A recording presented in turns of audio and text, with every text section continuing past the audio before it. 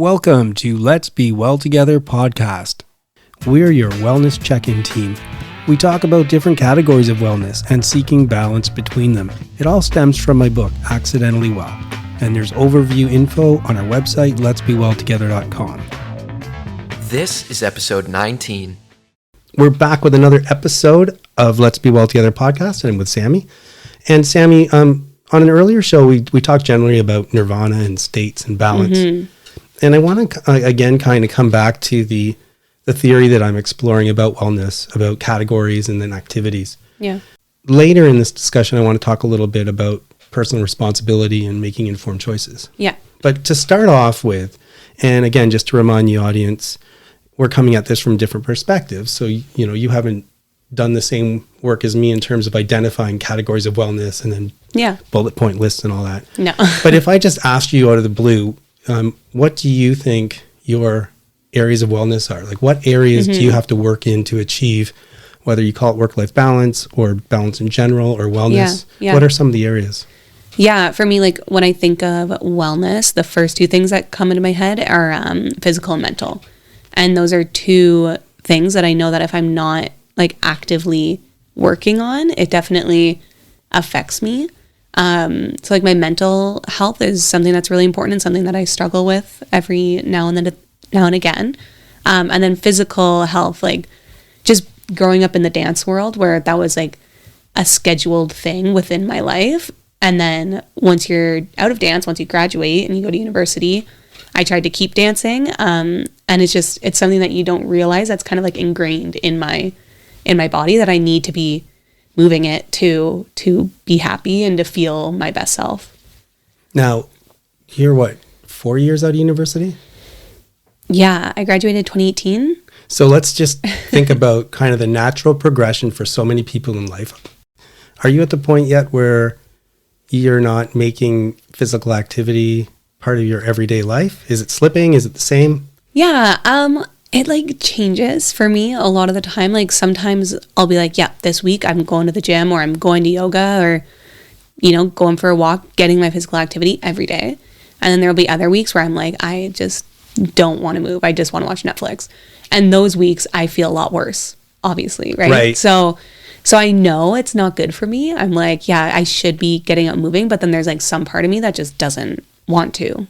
Okay, yeah. So people at home, imagine John waving a red flag, big red flag, flag, because I think it's just so natural for so many of us, me included, that just, you know, kind of slowly after high school and then after university, just slowly physical wellness, you spend less and less attention to it. Yeah. And then, you know, you do this typical thing that I did, you know, you wait till you spend, there's even an expression, something about letting yourself go for 50 years and then taking better care of yourself. So a message we're going to keep reminding people of is don't let it slip. It's just so much better to include physical wellness, physical exercise as part of your routine, no matter what you do. Coming back to the question though. So you mentioned physical and mental. Physical and mental. Now I know you've talked a lot in earlier shows about social. Social, yeah. Social is a big one for me. And it definitely keeps me going. Like when I know I have events to go to, which, you know, for introverts and stuff, that can be something that's like very exhausting. For me, it makes me like excited. And I'm like, okay, like I have this going on and I have to go and get this outfit or I have to plan this with this person and be there at this time and make sure I'm bringing this dip. Like, you know, it makes me excited to like hang out with my friends. Me and my friends, we really like game nights. We just all get together, we play board games and we have a good time, have a couple of drinks. And yeah, like that, I love just being around people. I use this expression, a rich source of wellness in your life comes from social. Right, yeah. Okay. Let's say you're going through your everyday life and you kind of get slammed by anxiety or depression or whatever it happens to be, because if you were to do a check-in, you'd think about maybe mental and physical and social. Yeah. Okay. Anything else? Not like not much. Yeah. Like not much is coming to my mind when I'm thinking of like my wellness check-in. And the other thing too, is that that's an artificial expression because you probably don't do a check-in. No. Right. You're just I'm just not kind of feeling like, great. Yeah. So what do you do? Like for a if you're, let's say quote unquote check-in. No, because I don't think you probably don't do a check-in. No. And I never did for forever. But let's say that something happens. Let's call it work-related, but some combination of work and personal things and deadlines or whatever looming. Right. You have a serious problem with anxiety. Yeah. I think that happens to all of us. Yeah. Okay, so you're very anxious. Yes. How do you deal with that? Yeah, when I'm anxious, I can go in two different ways. Sometimes when I have a lot of anxiety, I'll really lean on like my people, whether that's David or, my best friends or my mom, or I retreat and I'm like, I'm just going to be in my room. I'd say I'm more I need to lean on people and I need to get the discussion out there or like kind of process it with different people. And I have like different friends for kind of like different discussions I'd say I'm having. Like if I'm like really anxious and need to talk to someone about like what's going on in my life and what's really weighing heavy, like I have like a really great like best friend that I'll lead on and we can talk about. If it's like maybe relationship issues, maybe I go to someone else. So I kind of like different people within my circle. I trust everybody, but like it's just like a different source of communication that like I go to them for different things. Do you think in that exercise, so you talk about talking to different people for different things. Do you feel pretty confident that in those moments of anxiety, you've figured out what actually is causing the anxiety? What specifically? Yeah, I'd say like I'm actually pretty good at doing that. I think studying peace and conflict studies at UW like really helped me because it's a lot about like looking inward and being like, what's going on? Why am I reacting like this? Why am I getting triggered? I would say I understand why I'm feeling anxious, but sometimes I don't want to listen to myself. And I accept that. I mean, you know yourself better. But what if I challenged you a bit? And so, for example, you haven't mentioned anything about finances. No. And is it possible that sometimes when you're feeling anxiety, it's being heightened because of a financial issue? For sure. Yeah, definitely. Yeah. Okay. What about being too busy that you can't be enjoying music or going to see art shows? And so I'm trying to talk about my artistic wellness. Right. Yeah. I'd say artistic wellness is something that I make it a thing to go and do, whether that's seeing shows or like I love drag. I love drag shows. Like I would consider that a form of art, and I love to go watch that. I dance every week. I listen to music constantly. So I would say like that's one part of also the wellness that I'm in touch with. So what happened? Let's go back to the example where you're feeling this period of anxiety and you're pretty good at figuring out what's the source of it. And I'm going to guess that a lot of times it's because some incident that happened or some time pressure or something like that. But do you ever wonder to yourself, I wonder if it's because I haven't had time to go to a show for 2 weeks? Yeah, no, I wouldn't say I wonder that. I definitely wonder to myself sometimes if I'm not getting enough like connection with myself. Like, am I not having enough like, am I not putting enough importance on what's good to me versus always like I'd say a lot of my anxiety comes from helping everybody, whether that's in my relationship or friends or family. Like I feel like I'm always just saying yes, and that's probably where a lot of my anxiety stems from just constantly being like a yes person, right? And always helping others and not focusing on myself, which I would say like art and doing something like that could help. Exactly. That. So I guess that's the point I'm trying to make. And the reason I love talking about it is because I think it becomes clearer through conversation. And so I guess what I would throw out there for you is when you're trying to nail down what it is that's causing you anxiety or depression or whatever it happens to be, expand your mind. And again, why this approach that I'm suggesting, first of all, figure out what are the things in your life that help build wellness and protect wellness. And take time for a check-in. Instead of just saying, I know I'm upset because this is what's going on. I have to get this thing done in 2 days. There's no possible way I can get this thing done in 2 days. I also have to do these 10 other things. I can't do it. Yeah. But then if you were to expand your mind a bit, say, you know what? I'm not like, okay, I got to get through this period. It's a bad period. Yeah. Only way I get balance is to get that project done. But when I get that project done, I got to put a little more social back into my life. I got to put a little more artistic back in my life. Right, yeah. Or spiritual. I've got to take time to meditate or something, or maybe do some yoga. Yeah. And so I guess that's the message I'm trying to communicate. And the one last thought, I'm going to end with a quote for me, why I think this is so important in terms of my approach was I didn't even understand that some things were important components of my wellness. Right. And I let them stay hidden. And then I, especially on the physical side, which is kind of the big one for me, because I let myself get in such bad shape. And you said earlier, when you work out, you feel better. Definitely. And I never even realized that. I was letting things happen to me instead of choosing to make things happen to me. You know, being a philosophy student, there's a lot of discussion about nature and nurture, and do I even have free choice and all these things.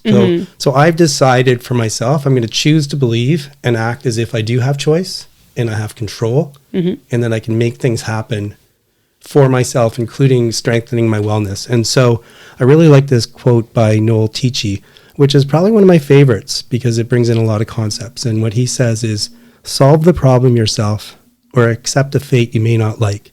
From this perspective, the ethic of personal responsibility gains appeal. And so what I'm going to throw out there is, if you want to get control of your wellness, if you want to work towards balance, do the hard work, figure out what the problem is, expand your thinking in terms of the sources, both to what's creating the problem and how to solve it. Yeah. Guests are giving their time, expanding our minds. Today's interview is in the category of artistic wellness. We are speaking with the Kitchener-Waterloo Art Gallery's Executive Director, Shirley Madill. Welcome, Shirley. It's a pleasure to be here. So people refer to the Kitchener-Waterloo Art Gallery sometimes as KWAG, that's the short form. In addition to being KWAG's Executive Director, Shirley held previous positions in art museums in other Canadian cities, including Winnipeg, Hamilton, Victoria, and St. Catharines. She was past president of the Board of Galleries Ontario, the past president of the Canadian Art Museum Directors Organization, and currently vice president of the Board of Arts Build Ontario. Her publication record is extensive. She's presented papers on photography, performance art, women's art issues, and First Nations art across the country and the United States. Her curatorial work included numerous exhibitions. She's also taught courses in 20th century Canadian and modern art, history of photography, and other topics. And her awards include the Ontario Association of Architects Award for the Future Cities exhibition in Hamilton during her tenure as the Art Gallery of Hamilton, showing her interest in the role of an art gallery can play in the development of a creative community. It's so great to have you here, Shirley. Thank you. Of course, you know me because I like to go to some of the events at KWAG, including one of my favorites, which I'm hoping to talk about today, which is called Feast for the Senses. And it's just such a neat event and a great thought that combines not only visual art, but food and wine. So I'm hoping you can start by just describing to the listeners what Feast for the Senses is. Well, Feast for the Senses is an event that really combines what we like to think of three art forms, not only the visual arts, contemporary art, but also that of food and wine, because chefs and the sommeliers can be considered artists in their own right. We do this event twice a year, and one is usually, either February, March, or early spring, and the other is in the fall, which is connected to our feature exhibitions. And what we do is we invite a chef in the community to come to the gallery and take a look at one of our shows with the sole purpose of choosing 4 or 5 works from the exhibition that could inspire 4 or 5 new dishes on their part. So it is a challenge to them to actually think outside their usual menu box and invent something new. And then we also either invite their sommelier or somebody that they would like, to do a pairing, whether it's going to be wine or drink. And so on the night, with our usually 50 or 60 guests, what occurs that evening is that the curator or myself will, welcome everyone, and then we will introduce the exhibition, and then we'll go work by work. that the chef has selected. So we talk about the work, and then the chef talks about the dish, and the sommelier talks about the wine, and then we go to the next work and so forth. And then after that, we feast and have a good time. But the whole purpose is that, art covers so many, areas, and it's just a way of making the visual arts accessible, but at the same time enjoying an evening, around various interpretations. And the thing with chefs and sommeliers is they're obviously inspired by different things, many different things. And so I take it then that the chef, for example, will, once they pick, say, 3 or 4 pictures, they look at that picture, the painting or whatever, maybe it's a sculpture or some other piece, but they look at it and that inspires them in some way to create a dish. Is that right? That is so true. You see, interpretation in the visual arts can be really broad. It's not just you think that the curators and the directors have it. So it's kind of interesting, not only, what the chefs are interpreting, what they see in a work, which inspires the dishes, but it really kind of welcomes the audience to look at their many, many interpretations to bring home, right? And from what you've seen.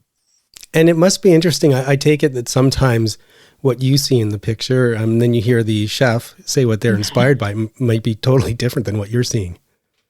Exactly. And some of them are very humorous responses, and some of them are personal responses, which is interesting. I know with one chef, for example, Matt Earnshaw, who is, Canada's, I think, what is it, that one of the chefs that won on their challenges, really brought some of his experience in home cooking, that his mother did, for example, that inspired him. So it's interesting to listen to those stories as well. Yeah. So the one I attended recently, the chef, I think, was also wanted to bring something in from her mother and her grandmother and the experiences she had. That was pretty neat too. And then what about the sommelier? Do they work off the art? Do they work off the chef's selection, or both? Actually, it's a little bit of both. We find that very surprising.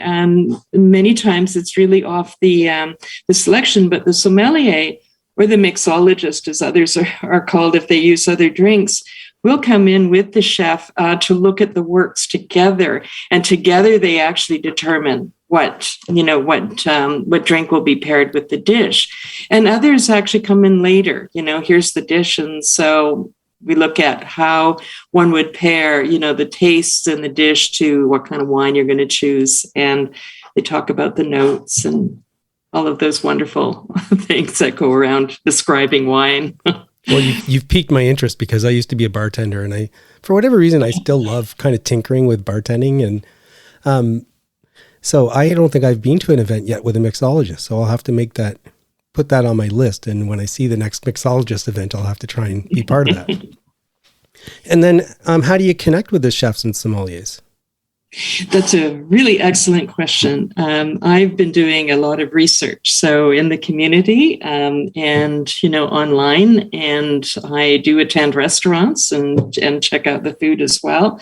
And so that's how I look at it. But it's also important to connect the chef with the exhibition. So I do research with the chefs to find out the personality, the kind of dishes that they do prepare, and see which one would be perfect match. So when we had a show by Kent Monkman, the Indigenous artist Kent Monkman, we chose Sean Adler, who operates an Indigenous restaurant in Toronto, and it seemed to be a really nice match. And also Rick Francis, for example, he was another Indigenous chef that came in. And also, depending on, the nature of the exhibition could also match with the personality, of the chef as well. So it's really hard to describe many of the contemporary shows, but it's kind of interesting if the chef has a great sense of humor, what kind of interpretation come out of some of the works. The event that I was just at, I learned something new about the Indigenous community, which was the Three Sisters. So the Three Sisters. There was a Three Sister soup. I didn't know what that was, but there's 3 different plants. I think it's corn, squash, and beans. Right. And what I learned was that if you plant the combination together, they help each other grow in different ways. and it created just a beautiful soup as well. So that was really, really amazing. And how did it start? Is this something that you found somewhere else? Is this something you innovated? How did we get the Feast for the Senses? It was probably something that I'd say I innovated. I've wanted to do it for some time. I remember a visit to a gallery in California, which was actually an interesting gallery that combined cooking classes with, artworks by some very major contemporary artists. And it was in a valley in Southern California. And I'm trying to remember the name, but sorry, I cannot, recall it. It doesn't exist anymore. But I've always found that, art crosses so many sectors, right? It crosses so many things. And this was a way of making it accessible. With the research, we found that, if it weren't for a sponsorship of the exhibition, we would have had to charge a ticket price that was not accessible, really. And so in this sense, we were able to carry it forward with Gowling WLG. And I think it's really important to note that kind of support. And so it's been going on now for, I guess, 6 years now, which shows it's successful. And we've had new people come in. And I think that that's really interesting to me to see the level of interest that comes forward to, combine these three art forms, together in an evening. That's really enjoyable. And you can actually gather and connect over the art and the food and the wine. I know from my experience, it feels intimate, it feels sociable, it's interesting. The food is amazing. You have a chef doing stuff for a small group of people. It's amazing. So what are some of the things you hear from people who attend in terms of what they enjoy about it and what they take out of it? I've heard various things from people. They all enjoy it. They've never been to an event like this, they have said, where, there's this matching that's going on. Others have said it's great because it's accessible. And it was really important for me to hear that, because we do want to rid that common, words that sometimes are related to art galleries that were somewhat inaccessible or elitist, for example. We really want to erase that and have people kind of come in, in what you call something in a way that is eating his daily life, for example. So many of the participants do mention how accessible that is, and also that it is a really wonderful social occasion, and how they can actually get close to a chef that way, right? Where you have the chef and the sommelier right there, and also meeting new people. And so I found that,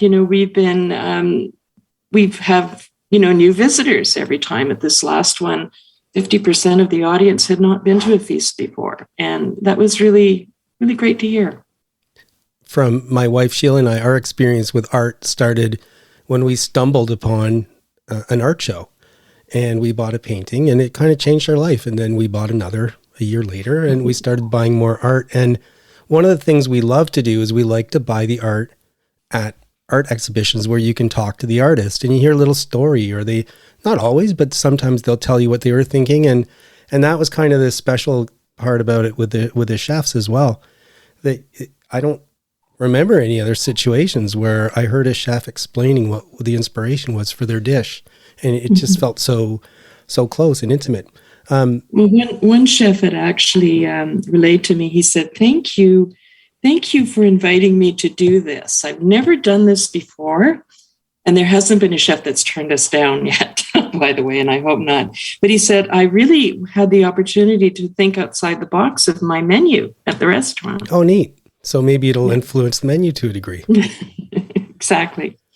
Well, I didn't realize that this was kind of a KWAG innovation. So I feel even luckier now that I'm around and get to enjoy it. And I want to thank you for coming up with it. And here we are racing through the interview. We're kind of at the end of our time. So I have a question that I ask every guest. We're a show about wellness. And one of the theories is that each of us has a whole bunch of areas in our life that they're integral to their wellness, but we don't have enough time in the day. And the weeks go by, and often we find that there's a category that we're not paying attention to. And so the question I ask every guest is, if you think about the areas of wellness that are important to you, are you currently neglecting an area? And if so, can you think of one activity that you could do to foster wellness in that area? I think that's an excellent question to ask. It's kind of like asking what kind of act of kindness can you give yourself, this week, or you haven't, right? That's a great way to put it. Yes, and there is an area that I have neglected, and perhaps COVID may have played a role in that, but I think that's a poor excuse because it probably isn't. I probably do not get outside enough. One of my favorite healing places is to go to the waterfront. There's something about taking a walk in nature and then going to the waterfront.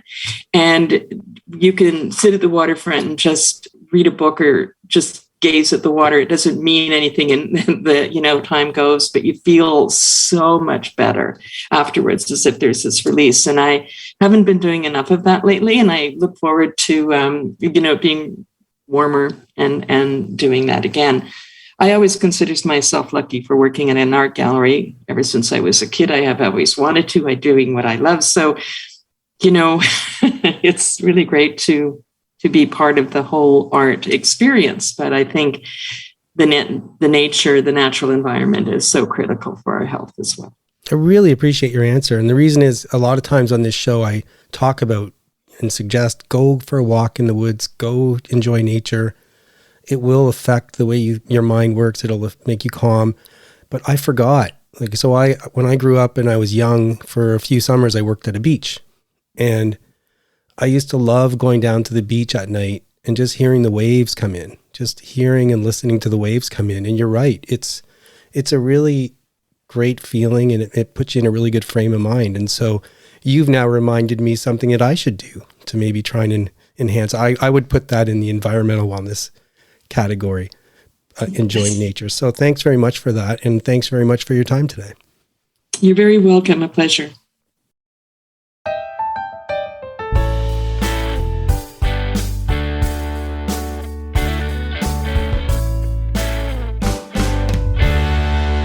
I'm Cameron, and welcome back to another installment of The Adventures of the Starving Artist.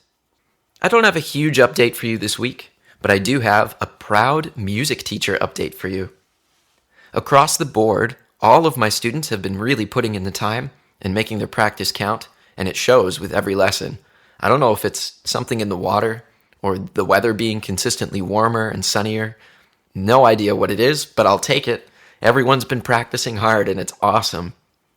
There are two students I want to tell you about. The first one, a young man out in Gatineau. He's very fresh and new to the piano still, but that hasn't stopped him, and he's been gearing up for our very first in-person summer concert. Now, I think this is going to be the first time he'll have performed in front of other people, aside from family, And he's been working away on a tune from Super Mario. For those who are familiar, it happens to be the one you hear when you run into a star and get the star power up. It's kind of like over and over. And while it's a simple enough little tune, it's pretty short and just repeats a lot. There are some tricky bits to it. It's got to go fast, and the timing needs to be very precise for it to sound right. And what's tricky about the timing is for each hand, they're slightly different. And for a beginner pianist, that can be tricky. But he's doing really well on it. We had it timed perfectly, a little bit behind performance tempo, but still. And I'm very confident that he'll have it nailed down for next week. Really, really happy to see his progress there. And he's always excited to try it. He's always wants to show off. Hey, look, I got this part down. So really excited there. The other student I want to tell you about, just wrapping up her, I guess it would be 11th grade, high school. And our lessons have been mostly about music theory. So during the school year, she would bring me her school projects and say, hey, Cam, this is the assignment. Here's what I've got so far. Thoughts? And we would just shop it using the theory that she's been studying in school and some extra that I've been showing her here. Now that the school year is wrapped up for music, we're back onto the CAM curriculum, as it were. And I've really been pushing her through her harmonic theory stuff. So in our last lesson, I gave her a challenge. I put up a chart, like a lead sheet, and on the screen, and she analyzed all the chords properly, which was awesome. Not only the diatonic chords, which are like the ones that fit, but also the ones that didn't quite fit, all the out chords, the jazzy stuff. She identified that, secondary dominants, passing chords. We even looked at a complicated slash chord that works as a substitution for a regular chord. Modal interchange and all that good stuff. And she's doing super well there. I got to tell you, as a music teacher, that put a pep in my step to know that people actually want to learn that stuff and that it sticks and that it's working. So, way to go, all of my students. Killing it. I'm looking forward to seeing what all of you do as you progress as musicians. The next generation of musicians is alive and well, everybody. No worries. That's all for me today. Thank you so much for listening. I hope you guys have a great week. I'm Cameron. This is The Starving Artist. Until next time.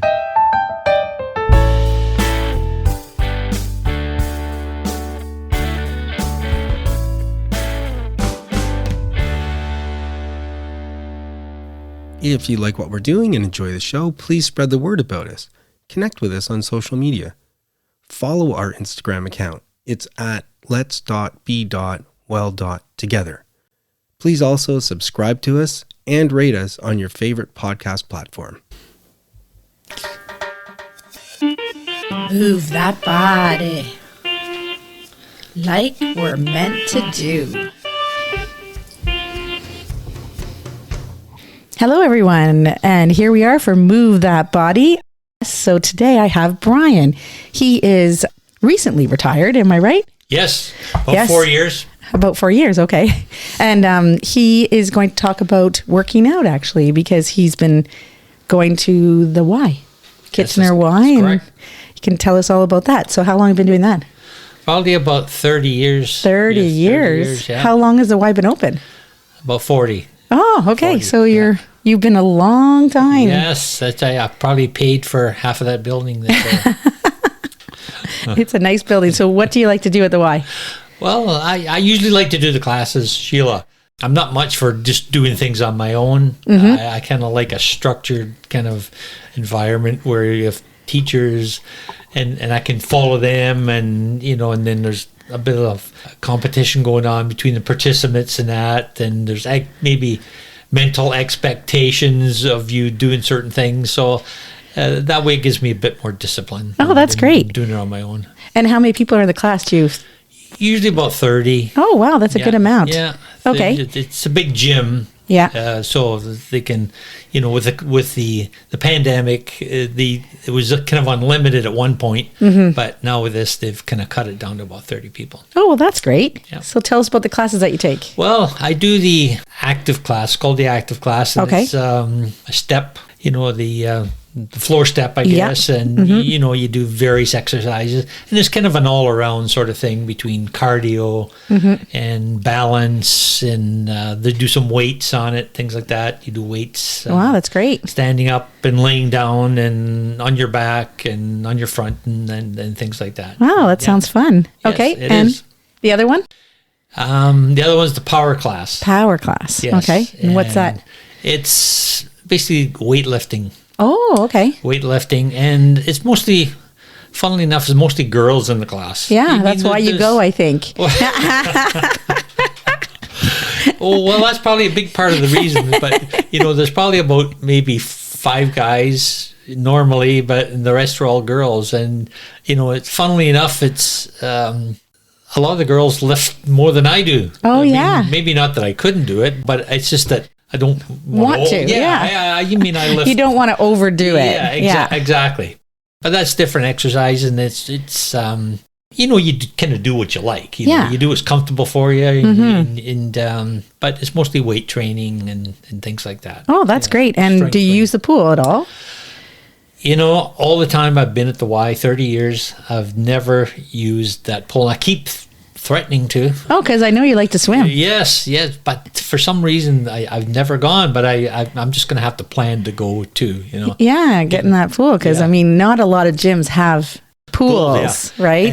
And I hear it's mostly like they do kind of water Aerobics. training, water aerobics. I guess Yes, that's water what it is, aerobics. Yeah. Mm. And that's what I hear. And but I keep thinking that's for old people, and I think You're not there yet? Well, I don't think of myself that way, but Yeah, for sure. And never will.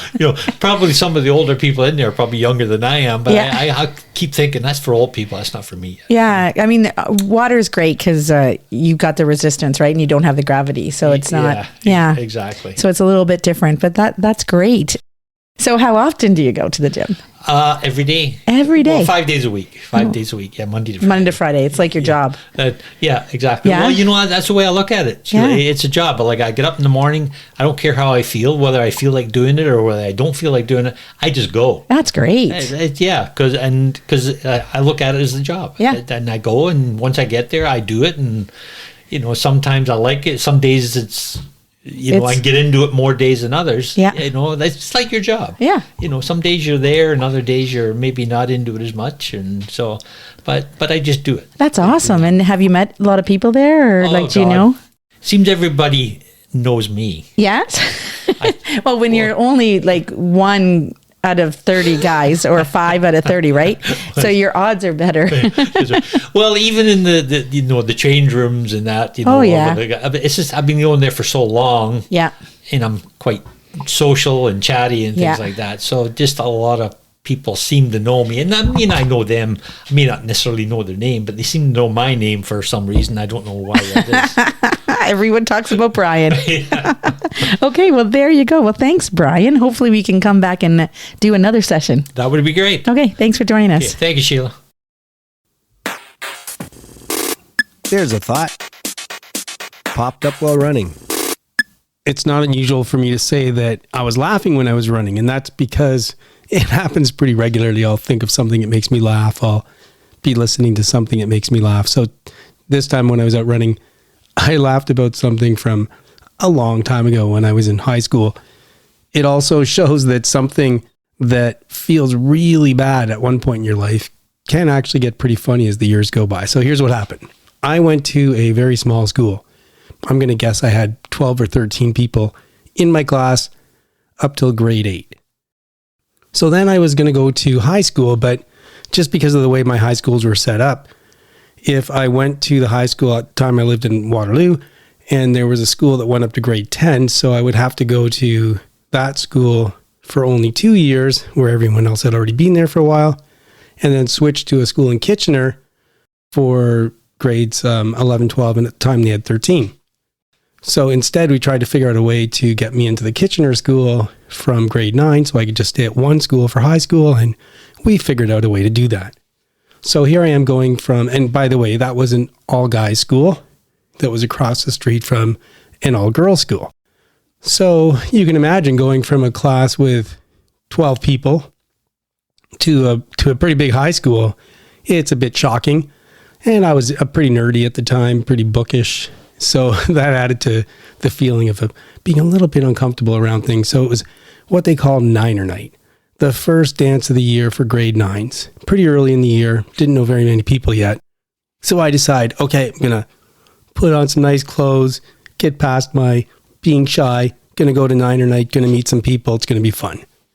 So I get there and I'm waiting in line. There's a pretty big lineup. I finally make my way. You can imagine a high school. You get inside the doors and there's a table set up, like a banquet table. People are taking the money for the dance. And as I'm getting closer to the table, I can see there's like 8 or 10 people who are organizing it. And they're starting to kind of look at me and kind of point at me. And, I think I heard someone say, maybe it's him. I'm thinking, what the heck's going on? So I finally make my way up to the table and they go, it might be you. You might be the one. So I'm getting all excited. I'm like, what's going on? Like, did I win a lottery? Did I, was I the umpteenth person here? So I get something. And one of the guys grabs me and says, come over here for a second. And he puts me up against the wall, puts my back to the wall. And then he puts his hand over my head, like you're measuring somebody where you put your hand over the head and touch the wall. And then he says in front of everybody, no, he's the second shortest person in grade 9. And I'm like, oh man, talk about embarrassing. I just felt like I just wanted to shrivel up and disappear. I mean, I couldn't even be like the winner of the shortest contest. I had to be not even the winner, second shortest in grade 9. Oh, I look around, everyone was laughing, not me. It ended up being a pretty good night, but that was a super embarrassing moment. But now that I get older, I just look back and I think, what a crazy thing to have happened, and I laugh. It's me. Am I? Yeah. Just let me say, flip side of the coin. It's Flipside, and our topic today is Flipside. Yeah, because I've been wanting to explain why we call it the flip side for a long time. Yeah, and we're not calling the Flipside to copy a million other shows that are called Flipside, because I know there's a bunch of them out there.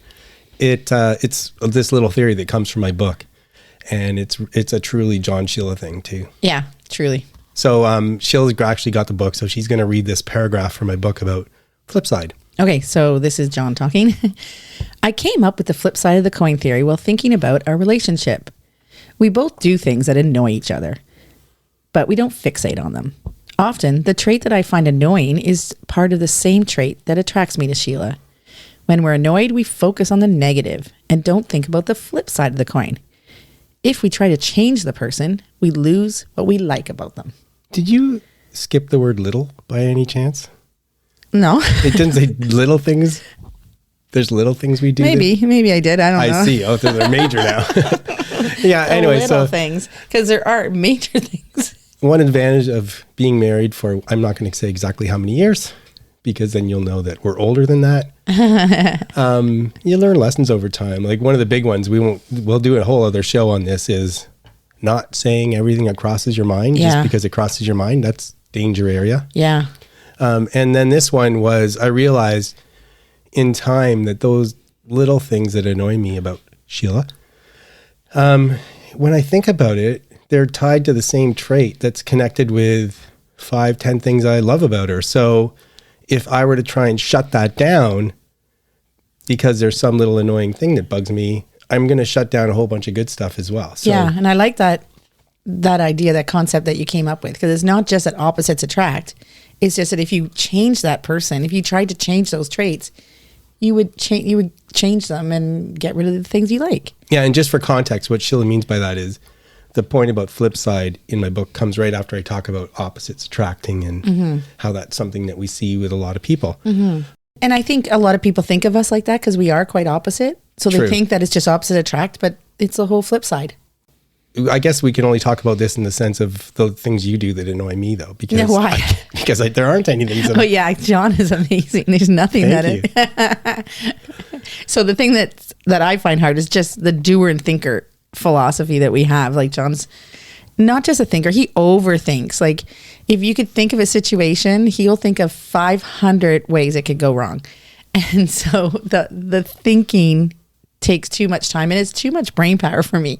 Like, yeah, well, let's just go. It's it's the to-do list thing too. So like and you guys will maybe remember back to our doer and thinker flip side where we talked about that. But when we're going to do a project, I have a tendency to want to pre-plan everything to the nth degree before we start. He spends too much time thinking and not enough time doing.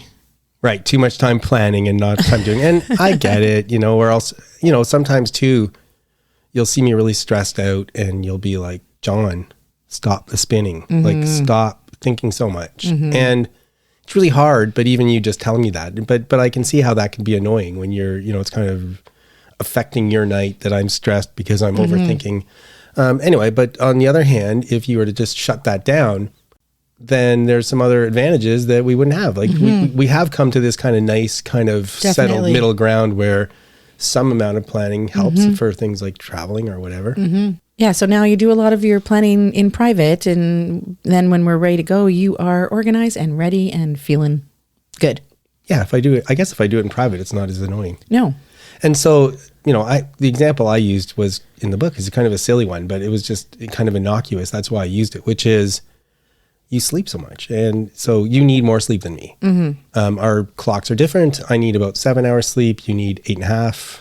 And so it's not unusual for me to be up, ready to go. Hey, let's go. And I have to wait an hour and a half. And a long time ago, I'd be like, oh man, like, come on, let's get going. But of course I realized that you need your sleep. And when you get up, it's like a tornado. It's like doing all this stuff, getting all this crazy things done and a bundle of energy.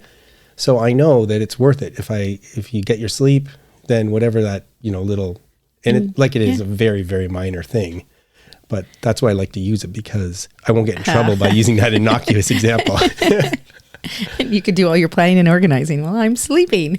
So that is the mystery of Flipside. Right. So If you see something in the person you're with that annoys you, look at the flip side. our suggestion is trace it back to that characteristic of the person.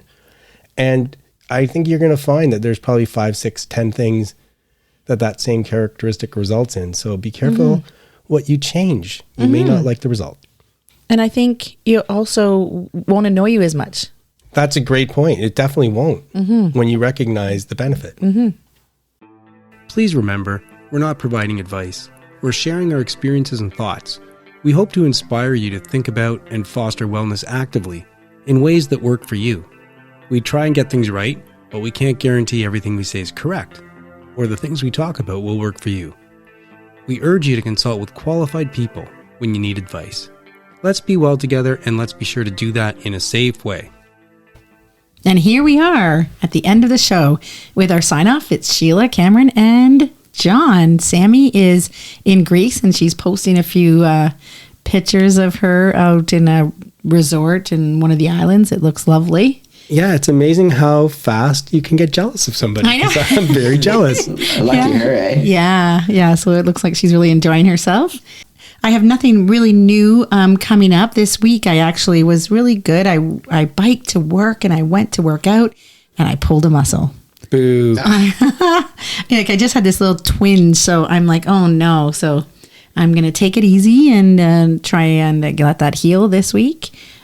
Still doing a few catering gigs. I could probably tell you all about the wedding that I did this weekend, but it was fun. Yeah, so I'm having a busy life, enjoying the outside. What about you, Cameron? I'm also running a busy life right now. Are you? In the last segment I recorded, actually, I mentioned that I've been taking big walks before bed most nights. Now, it won't be tonight because the rain is here. Yeah, I the don't feel rain's here I'm too. soaked. Yeah. But on nights where it's nice, I've been really enjoying that. So I'm looking forward to getting that in this week as well. Little walk before bed, clear your head a bit, make sure you move your body, especially if you don't have a chance during the day. Yeah. I'm in the car a lot, so sometimes it's the only chance I get. I'm looking forward to some of that. Yeah. Good. How about you, John? Yeah, well, not to be too punny because I'm talking to the musician, but hearing you say that you're going for walks and enjoying it is music to my ears because it's a message we're trying to get out there. Yeah, if that's nothing right. else, go for a walk. It's not just the exercise. It doesn't just get your blood flowing, but it does so much for you mentally too. It's a way of, it's not meditation, but it's a way of you working through stuff. So that's amazing. So I've been keeping people a little bit up to date on my marathon training as I approach the October 2nd marathon. This week was a weird week. I did my runs on Tuesday and Thursday and my legs felt like they were lead. So, I pushed through the runs, but I'm like, what the heck's going on? And then I had to do a long run on the weekend, 18K, which is getting up there. And I was dreading it because I'm like, oh man, if I've got lead legs, this is going to be a really long day, but it felt fine. I don't know what's going on. I guess that's just the runner's life. Some days it feels bad. Some days it feels good. So I ended up getting a really nice run in on the weekend. So that was good. I had a super busy week at work again. I keep saying that the last few weeks because it's been very busy, but very productive too. So that's good. And I'll just end up, I know there's a section of our show. I know it's really easy to fast forward through sections of our show. So, like the disclaimer and the part where I'm like, hey, will somebody please talk to us on social media? So I'm going to beg you at the end of the show, a couple things. Please rate us on Spotify or Apple, whichever one you listen to. Leave a little rating. You can do the star and you can say something that would be a big help to us. And also comment on Instagram. What did you like?